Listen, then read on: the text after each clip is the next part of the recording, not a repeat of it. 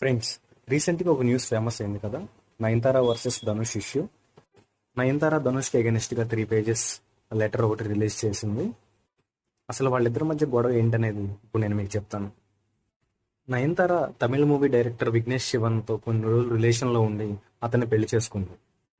ఇతను ఎవరంటే 10 ఏళ్ల క్రితం రిలీజ్ అయిన నయనతార మూవీ ఉంది కదా, నేను రౌడీనే తెలుగులో, తమిళ్లోనేమో నాన్ రౌడీంత, ఆ మూవీ డైరెక్టర్. అప్పటి నుంచి వాళ్ళు రిలేషన్లో ఉండి తర్వాత రీసెంట్గా పెళ్లి చేసుకున్నారు, అది అందరికీ తెలిసిన విషయమే. సో ఆ మూవీకి ప్రొడ్యూసర్ ఎవరంటే మన హీరో ధనుష్. ఆ మూవీ టైంలోనే వాళ్ళిద్దరికి కొన్ని ఇష్యూస్ జరిగాయి, ధనుష్కి, నయనతారకి, విఘ్నేష్కి. సో బడ్జెట్ ఓవర్ అవుతుందని చెప్పి ధనుష్ చాలా అమౌంట్స్ లాస్ట్లో సెటిల్ చేయకపోతే ఆ అమౌంట్కి నయనతారనే కొంచెం అమౌంట్ అరేంజ్ చేసి, బికాజ్ విఘ్నేష్తో తన రిలేషన్లో ఉంది కదా, సో ఆ మూవీని రిలీజ్ చేశారు. ఆ తర్వాత చాలా బ్లాక్ బస్టర్ అయింది. అప్పటి నుంచి వాళ్ళిద్దరి మధ్య కోల్డ్ వార్ అనేది నడుస్తుంది. సో మ్యాటర్ ఏంటంటే, నయనతార తన పెళ్లి డాక్యుమెంటరీని ఒకటి నెట్ఫ్లిక్స్కి ఇద్దామనుకుంది, డైరెక్ట్ చేశారు.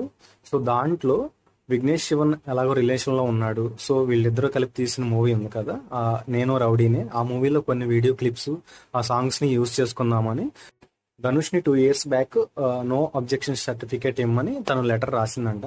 బట్ దానికి ధనుష్ ఒప్పుకోలేదు. సో వాళ్ళు 2 years వెయిట్ చేసిన తర్వాత రీసెంట్గా ఇక యాడ్ చేసిన ఆ క్లిప్స్, ఆ సాంగ్స్ అవన్నీ తీసేసి రీఎడిట్ చేసి రిలీజ్ చేశారు నెట్ఫ్లిక్స్లో ట్రైలర్ని మొన్న. అయితే అందులో ఏం జరిగిందంటే, ఒక చిన్న వీడియో క్లిప్ 3 seconds ఉంటుంది, ఇప్పుడు పెడతాను చూడండి. செட்ல இருக்கிற யாருக்குமே வந்து வி ஆர் இன் ரிலேஷன்ஷிப். ఈ వీడియో క్లిప్ని ఆ ట్రైలర్లో యాడ్ చేశారు. దీనికి ధనుష్ ఏం చేశాడంటే, యూసేజ్ ఆఫ్ మై వీడియోస్ అని పెట్టి కాపీరైట్ కేసేసి 10 crores డిమాండ్ చేశాడు. సో దానికి హట్ అయిందో కోపం వచ్చిందో నయనతార ఏం చేసిందంటే లెటర్ రాసేసింది. ఈ వీడియో ఈవెన్ మూవీలోది కాదు, ఈ వీడియో, ఈ షార్ట్ 3 seconds క్లిప్ అది మా డివైజెస్లో తీసుకున్నది, అండ్ అది మూవీలో సీన్ ఎక్కడిది కాదు, అది బిహైండ్ ద సీన్స్.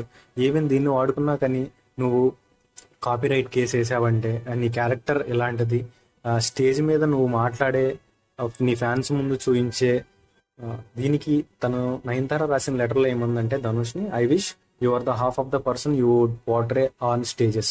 అంటే అట్లీస్ట్ నువ్వు స్టేజ్ మీద నిన్ను చూపించుకునే విధానంలో అట్లీస్ట్ ఆ సగంలా నువ్వు బిహేవ్ చేసినా బాగుండేదని నేను అనుకుంటున్నాను, నీ ఇన్నోసెంట్ ఫ్యాన్స్ నమ్ముతారు అన్నట్లు రాసింది. సో ఆ లెటర్లో ఇంకా చాలా మెన్షన్ చేసింది. సో ఇది వీళ్ళ ముగ్గురు మధ్య, ధనుష్ వర్సెస్ విఘ్నేష్ అండ్ నయనతార మధ్య నడుస్తున్న కోల్డ్ వార్. నయనతార ఏముంటుందంటే, ధనుష్ ఈగోతో ఇదంతా చేస్తున్నాడు, ఆ మూవీ అప్పుడు మా మధ్య చాలా జరిగాయి ఇష్యూస్, సో అప్పటి నుంచి తను వెంజిన్స్తో ఉన్నాడు, ప్రతీకారం తీర్చుకోవాలని.